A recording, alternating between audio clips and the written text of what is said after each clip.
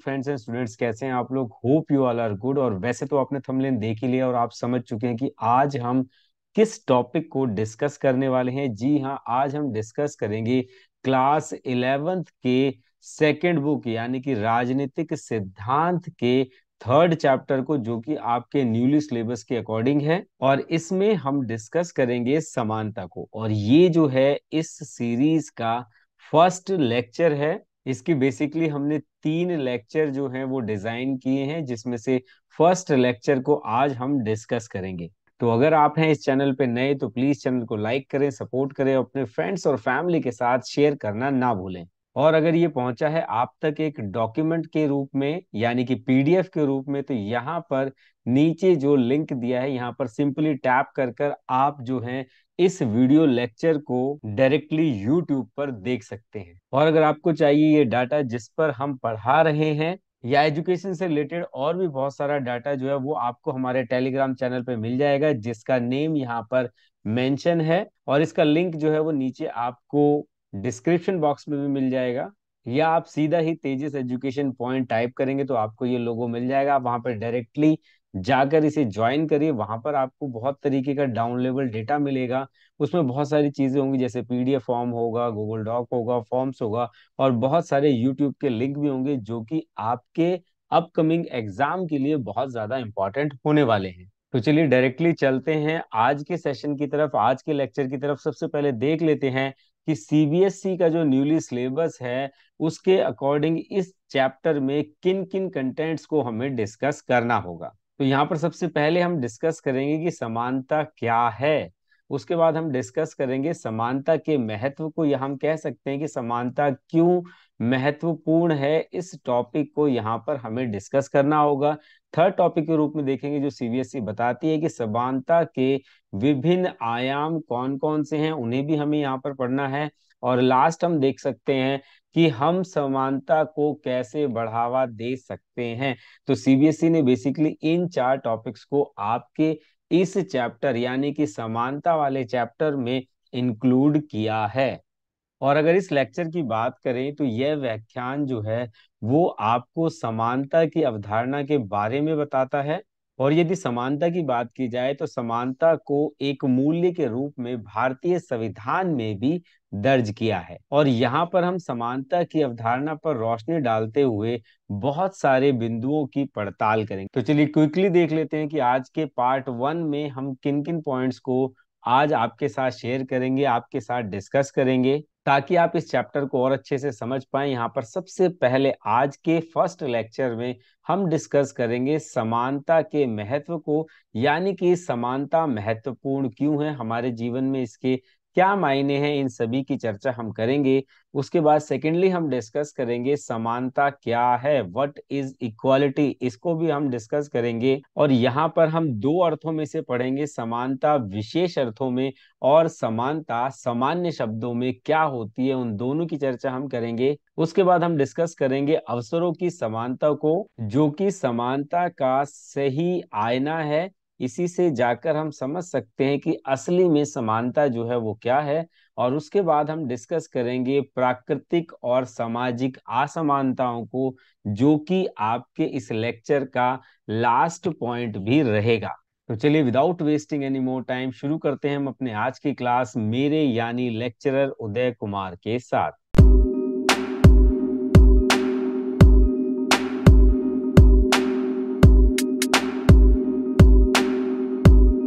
तो चलिए चर्चा की शुरुआत करते हैं समानता के महत्व से। और यहाँ पर जो आपका क्वेश्चन बनता है वो यही बनता है कि समानता जो है वो हमारे लिए महत्वपूर्ण क्यों है। और इस तरीके के जो सवाल हैं स्टूडेंट्स, आपके एग्जाम में 2 या 4 मार्क्स में आएंगे, इससे ज्यादा में नहीं आ सकते। तो चलिए इसका जो आंसर है वो किस तरीके से फ्रेम करेंगे और इस पर्टिकुलर हेडर में हम क्या क्या पढ़ सकते हैं उनके ऊपर चर्चा करते हैं। तो सबसे पहले हम अगर समानता की बात करें तो समानता एक शक्तिशाली नैतिक और राजनीतिक आदर्श के रूप में कई शताब्दियों से मानव समाज को प्रेरित और निर्देशित करता रहा है। सामान्य शब्दों में अगर हम बात करें तो जो मानव समाज है वो चाहे किसी भी युग में हो, वहां पर समानता जो है या तो नैतिक रूप में हमारे सामने प्रस्तुत रही है या राजनीतिक आदर्श के रूप में हमारे सामने सदैव ही प्रस्तुत रही है। और अगर मैं सामान्य शब्दों की बात करूं तो समानता एक ऐसा कॉन्सेप्ट है जो बाय नेचर है, यानी कि नेचर ने ही हमें दिया। चलिए इसको एक एग्जांपल से समझ लेते हैं। मान लेते हैं कि यहाँ पर एक बच्चा है और उस बच्चे को हमने 4 चॉकलेट दी है, वहीं यहाँ पर दूसरे बच्चे को हमने कितनी चॉकलेट दी है, उसे हमने 2 चॉकलेट दी है। तो अब वो बच्चा क्या करेगा? जिस बच्चे को आपने 2 चॉकलेट दी है वो आपके मुंह पर वो दोनों चॉकलेट फेंक के मारेगा और कहेगा या तो इसे भी, यानी कि इस बच्चे को भी 2 चॉकलेट दो, या मेरे को 2 चॉकलेट और दो, ताकि हम दोनों क्या हो सके, समान हो सके। तो यहाँ पर आप देख सकते हैं कि एक छोटा सा बच्चा जिसकी उम्र अगर 2 साल या 3 साल भी मानी जाए तो उसे भी पता है समानता क्या है, यानी कि 2 चॉकलेट अगर उसे दी है तो 2 मुझे भी दे, और अगर उसे 4 दी हैं तो मुझे भी 4 दे। तो हम मूल रूप से क्या कह सकते हैं कि जो समानता है वो मूल रूप से हमारे पास कहाँ से आती है? प्रकृति से ही आती है। इसे सिखाने की जरूरत नहीं पड़ती है, इसे सभी लोग अपने आप समझ जाते हैं। तो आई होप अब आपको एग्जाम्पल से क्लियर हो गया होगा कि समानता एक्चुअल में क्यों महत्वपूर्ण है। दूसरे पॉइंट के रूप में हम देख सकते हैं कि समानता की बात सभी आस्थाओं और धर्मों में समाविष्ट है, यानी कि आप कहीं पर भी चले जाएं सभी आपको समान बताने की कोशिश करते हैं। और समानता का दावा है कि समान मानवता के कारण सभी मनुष्य समान महत्व और सम्मान पाने के योग्य हैं, यानी कि अगर समानता नहीं होगी तो सभी मनुष्यों को क्या नहीं मिलेगा? समान महत्व नहीं मिलेगा और समान सम्मान नहीं मिलेगा। तो सारी कहानी किसकी है? सम्मान की और महत्व की। और ये कब मिल सकते हैं? जब आपके पास समानता होगी। अगले पॉइंट के रूप में हम देख सकते हैं कि जो सांझी मानवता की अवधारणा है, जिसे हम सार्वभौमिक मानवाधिकार के नाम से भी जानते हैं या मानवता के प्रति अपराध के नाम से भी जानते हैं, जैसी धारणाओं के पीछे भी जो सोच है वो कौन सी है? वो समानता ही है। क्या है? वो समानता ही है। तो हम अपने पिछले लेक्चर में सार्वभौमिक मानवाधिकार के बारे में कई चीजों को पढ़ चुके हैं कि जो मानवाधिकार है वो यूनिवर्सल है, वो विश्व में कहीं पर भी आप हैं वो आपको वो मिलना ही चाहिए। और सार्वभौमिक मानवाधिकार की बात करूं तो 10 दिसंबर, डेट याद रख लेंगे बेटा, एग्जाम में एमसीक्यू में पूछा जा सकता है। 10 दिसंबर 1948 को यूएन द्वारा मानवाधिकारों की स्थापना की गई थी और इसी दिन से हम मानवाधिकार दिवस के रूप में मनाते हैं। तो 10 दिसंबर और किस लिए भी जाना जाता है? मानवाधिकार दिवस के रूप में भी जाना जाता है, जिसे हम प्रत्येक वर्ष मनाते हैं। तो आई होप अब आप ये समझ चुके हैं कि समानता का क्या महत्व है और ये हमारे लिए क्यों महत्वपूर्ण है। तो चलिए अगली स्लाइड में चलते हैं और जानते हैं समानता के ऐतिहासिक परिप्रेक्ष्य को। तो जैसा कि हम यहाँ पर एक फिगर देख पा रहे हैं, तो ये जो फिगर है बेटा, ये फ्रांसीसी क्रांति की है, जिसे हम फ्रेंच रेवोल्यूशन के नाम से भी जानते हैं। 1789 में ये जो क्रांति है ये फ्रांस में हुई थी और इसी के बाद फ्रांस के अंदर हम देख सकते हैं एक नारा चला जिसे हम स्वतंत्रता, समानता और बंधुत्व या भाईचारे के नाम से जानते हैं। तो चलिए अब इसे थोड़ा सा पॉलिटिकली देख लेते हैं कि 18वीं शताब्दी के उत्तरार्ध में हुई फ्रांसीसी क्रांति में भूस्वामी, अभिजन वर्ग और राजशाही के खिलाफ विद्रोह के दौरान जो नारा निकला उसे हम किस नाम से जानते हैं? स्वतंत्रता, समानता, भाईचारा। तो भाईचारे की जगह कई बार क्या होगा? बंधुत्व लिखा होगा। तो इन दोनों का मतलब एक ही है।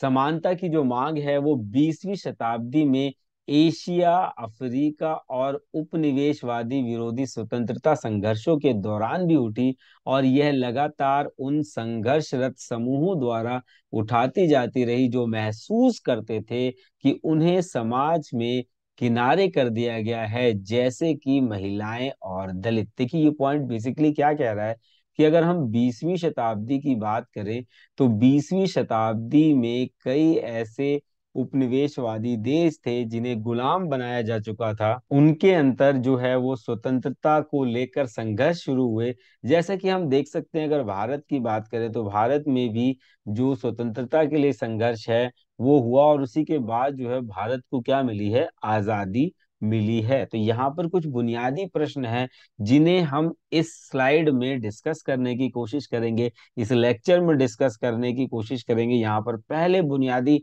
सवाल के रूप में हम देख सकते हैं कि हम जिस समानता की बात कर रहे हैं वह किसके लिए है और क्यों इसे हम पाना चाहते हैं। इस तरीके के कुछ बुनियादी सवाल हैं जिन्हें हम इस वीडियो लेक्चर में डिस्कस करेंगे। अगले क्वेश्चन के रूप में हम देख सकते हैं कि समानता को बढ़ावा देने के लिए क्या हमें सभी लोगों से हमेशा बिल्कुल एक तरह का व्यवहार करना चाहिए। तो यहाँ पर ये जो क्वेश्चन है, ये कुछ ऐसे क्वेश्चन है जो आपके दिमाग में जरूर आने चाहिए अगर आप समानता जैसे टॉपिक पर चर्चा कर रहे हैं। तो आई होप अब आप फ्रांसीसी क्रांति के जो उद्देश्य हैं, जो उसका नारा है, उसे अच्छे से समझ गए होंगे। तो यहाँ पर देखिए क्वेश्चन किस तरीके का आएगा कि स्वतंत्रता, समानता और भाईचारे का जो नारा है ये किस क्रांति द्वारा चलाया गया या किस क्रांति में उन्मुख हुआ। तो यहाँ पर आपका आंसर क्या रहेगा, फ्रांसीसी क्रांति 1789 में हुई थी। उसी का ये जो नारा है जहां से ये बहुत ज्यादा मशहूर हुआ। तो चलिए अब इसी के साथ चलते हैं नेक्स्ट स्लाइड पर, जहां पर हम अपनी चर्चा का विषय रखेंगे समानता है क्या। तो चलिए पहले इसे एक सामान्य परिचर्चा के हिसाब से समझते हैं ताकि आप इसे समझ पाएं। तो देखिए समानता का अर्थ सभी लोगों को समान बना देने से नहीं है। समानता का अर्थ क्या नहीं है कि अगर हम सभी लोगों को क्या बना दे, समान बना दे, तो हम समानता को स्थापित नहीं कर सकते। तो चलिए इसे एक एग्जाम्पल से समझते हैं। अगर मैं आपसे कहूं कि सभी वर्गों की जो तनख्वाह है वो एक जैसी हो जाएगी, जैसे कि मान लीजिए कि एक हमारा भाई जो है वो फल बेच रहा है। क्या बेच रहा है, फल बेच रहा है। और एक हमारा भाई जो है वो क्या है, पुलिस में है। और एक हमारा भाई जो है वो नेता है। और एक हमारा भाई जो है वो क्या है, वो वकील है। तो क्या अगर हम इन सबकी तनख्वाह, अगर इन सबकी सैलरी 10,000 कर दें, कितनी कर दें, 10,000 कर दें, तो क्या हम इसे समानता कहेंगे? तो जी नहीं, हम इसे समानता नहीं कहेंगे, क्योंकि फल बेचने वाला अलग तरीके की मेहनत कर रहा है, उसको उसकी मेहनत के हिसाब से मेहनताना मिलता है। ऐसे ही पुलिस वाले, वकील, नेता, ये सभी क्या है, अपने तरीके की अलग अलग मेहनत करती है।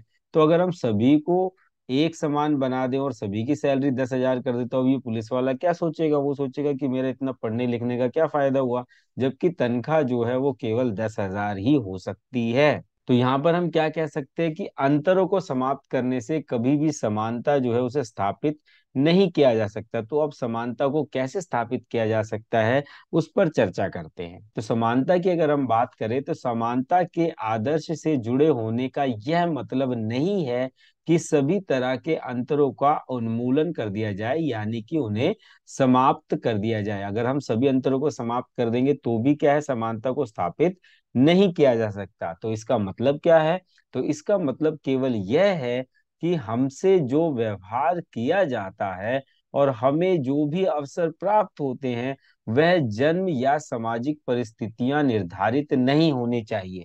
तो यहाँ पर हम बच्चों किसकी बात कर रहे हैं कि जो भी हमें अवसर प्राप्त होते हैं वो क्या है, हमें जन्म या हमारी जो परिस्थितियां हैं उसके हिसाब से नहीं होनी चाहिए। हमें जो अवसर हैं वो समान मिलने चाहिए। तो यहाँ पर हम किसकी समानता की बात कर रहे हैं, तो यहाँ पर हम बात कर रहे हैं अवसरों की समानता की। तो चलिए इसे एक एग्जाम्पल से समझते हैं। जैसे कि मान लेते हैं कि एक गरीब परिवार में एक बच्चा जो है वो शिक्षा ले रहा है। तो सरकार ने क्या किया भाई, सरकार ने उसके लिए एक पूरी व्यवस्था कर दी, एक विद्यालय बनवा दिया जिसमें आप पढ़ते हैं। और इस विद्यालय में जो है वो शिक्षित और एजुकेटेड जो टीचर्स हैं उनका इंतजाम किया ताकि आप शिक्षा लेकर आगे बढ़ सके। लेकिन इसके बावजूद आप क्या करते हैं, स्कूल से अगर आप बंक मार रहे हैं या पढ़ाई में ध्यान नहीं दे रहे हैं, तो क्या इसके लिए भी सरकार जिम्मेदार है? तो नहीं, इसके लिए आप स्वयं जिम्मेदार हैं, क्योंकि सरकार ने आपको अवसर दिया। आपको क्या दिया, समान अवसर दिया, जो कि एक अमीर के बच्चे को मिलता है। आपको शिक्षा के लिए जो है वो पूरा एक सिस्टम बिल्डअप करके दिया, उसके बाद भी आप नहीं पढ़ते हैं तो आप सरकार से ये नहीं कह सकते कि मुझे अवसर नहीं मिला।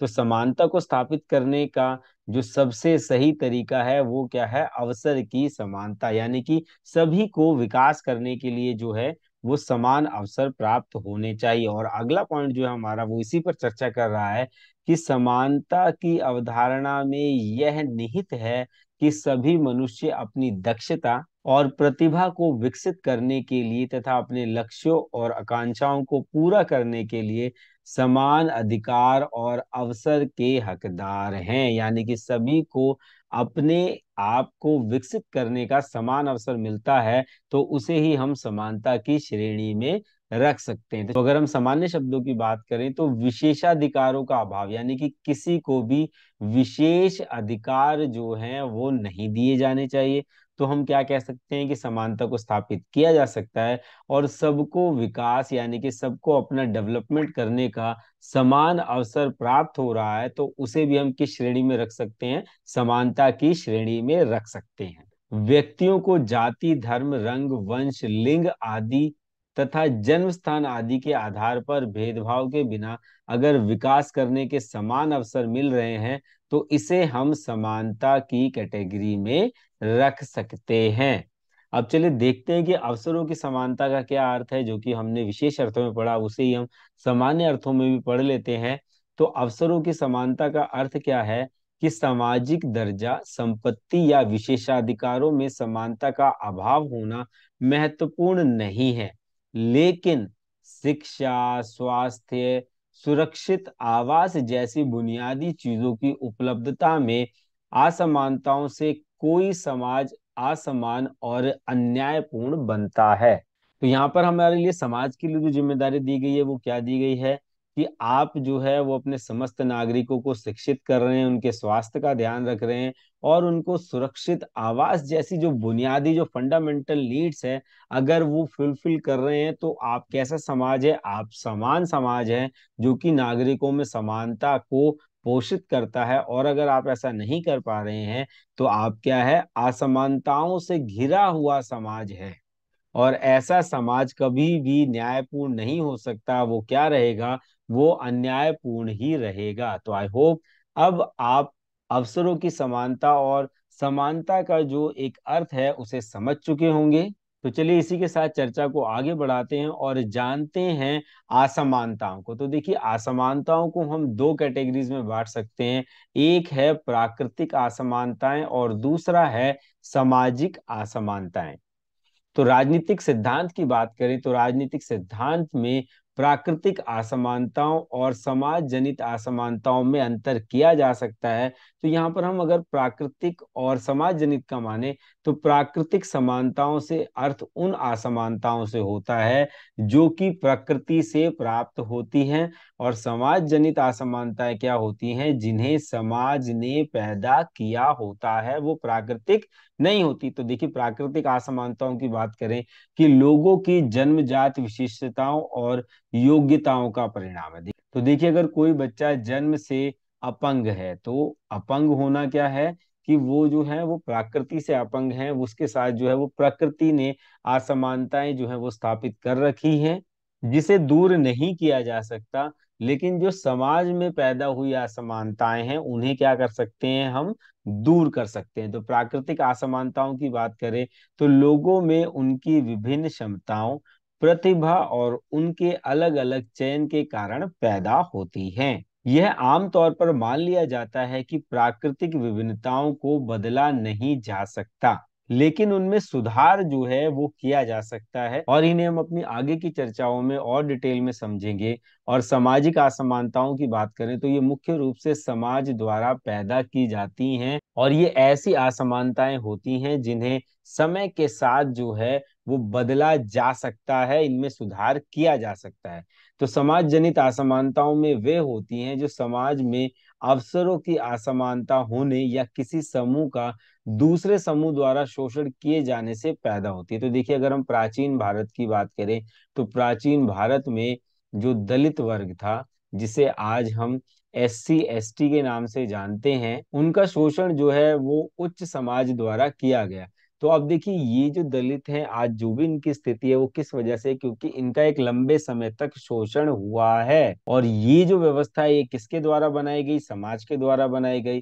तो इसी को हम किस में रख सकते हैं, सामाजिक या समाज जनित असमानताओं में रखकर देख सकते हैं। देखिए, दूसरे एग्जाम्पल के रूप में हम देख सकते हैं कि जब लोगों के बर्ताव में कुछ असमानताएं लंबे काल तक विद्यमान रहती है, तो वे हमें मनुष्य की प्राकृतिक विशेषताओं पर आधारित लगने लगती है। और हमें ऐसा लगने लगता है कि जैसे कि वह जन्मजात हो या जन्मगत हो और आसानी से बदली नहीं जा सकती। तो उदाहरण के लिए अगर मैं कहूँ, तो जो वुमेन्स हैं, जो महिलाएं हैं, उसे अनादि काल से अबला शब्द कहकर प्रयोग किया जाता है कि भाई ये तो अपना कुछ कर ही नहीं सकती। लेकिन ऐसा नहीं है, जो महिलाएं हैं वो पुरुषों के साथ कंधे से कंधा मिलाकर आज विश्व में कई जगहों पर अपना नाम जो है वो ऊंचाइयों पर लिख चुकी हैं।